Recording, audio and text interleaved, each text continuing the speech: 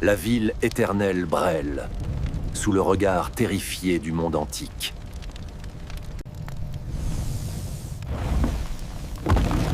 Comment la capitale glorieuse a-t-elle pu tomber si bas?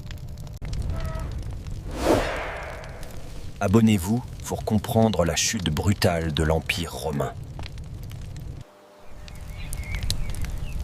Notre récit commence 2 ans avant le désastre final. Nous sommes en l'an 408 de notre ère.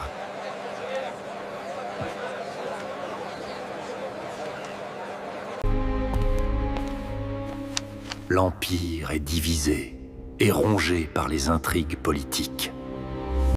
À Pavie, une mutinerie sanglante éclate soudainement.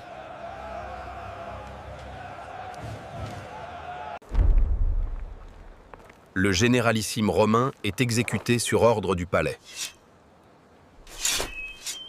C'était le seul homme capable de protéger l'Italie.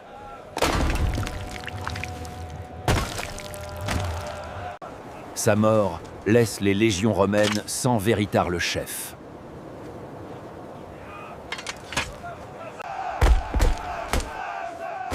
Une vague de haine traverse alors les villes italiennes. Les familles des mercenaires barbares sont massacrées sans pitié. 30 000 soldats furieux font défection immédiatement.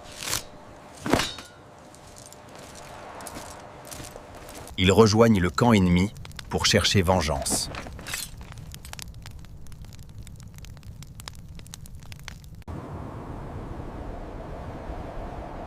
Le roi des Goths observe cette opportunité depuis la Norique. Il rassemble son immense armée de guerriers et de réfugiés. Ils franchissent les Alpes juliennes sans rencontrer de résistance sérieuse.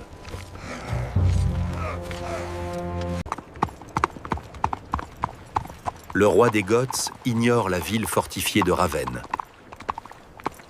Il marche directement vers le cœur symbolique de l'Empire.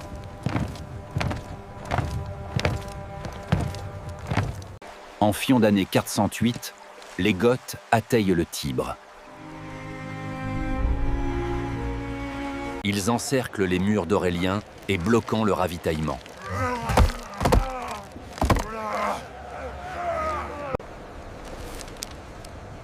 La famine s'installe rapidement dans les rues de Rome. La maladie frappe les citoyens riches comme les pauvres. Le Sénat, désespéré, finit par négocier une lourde rançon.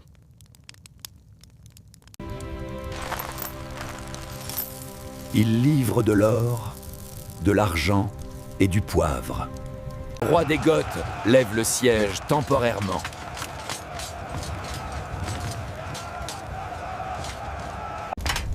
Mais la paix reste fragile et incertaine en 409.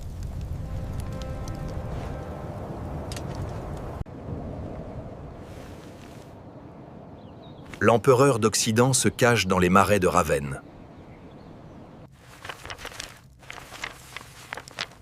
Il refuse obstinément de donner des terres aux Goths. Les négociations diplomatiques échouent les unes après les autres.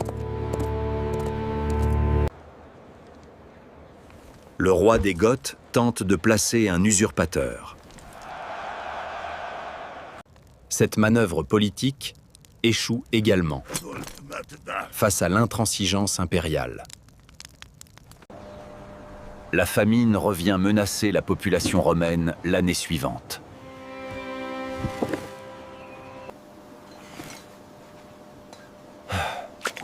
Nous arrivons à l'été fatidique de 410.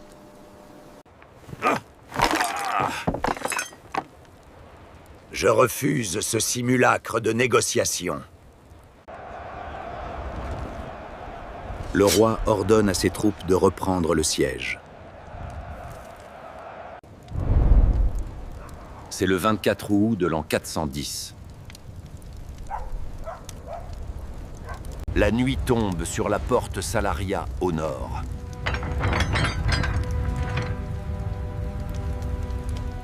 Des traîtres à l'intérieur de la ville ouvrent les portes. L'armée gothique s'engouffre dans la cité endormie. Les corps s'élèvent et terrifient les habitants sans défense.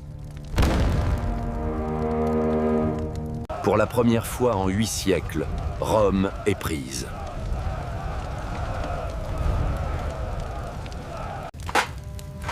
Les barbares pillent les palais de la colline de l'Aventin.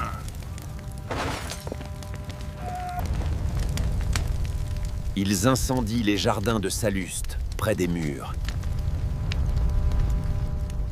Le feu se propage et dévore les bâtiments antiques. Il ordonne cependant d'épargner les églises.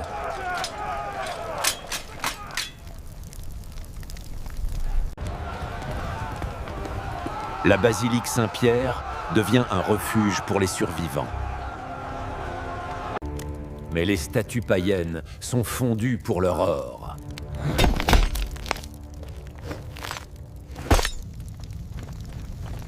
La sœur de l'empereur est capturée lors du chaos. Le sac de la ville dure exactement 3 jours.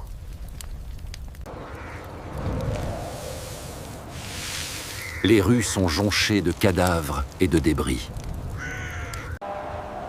Le mythe de l'invincibilité romaine est brisé à jamais.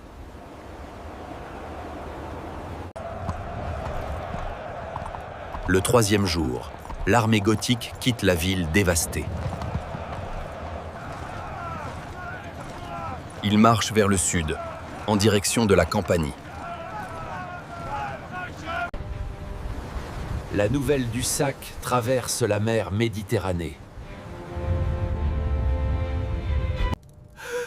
À Bethléem, le moine pleure la lumière du monde éteinte. L'Empire d'Occident ne se relèvera jamais totalement de ce coup.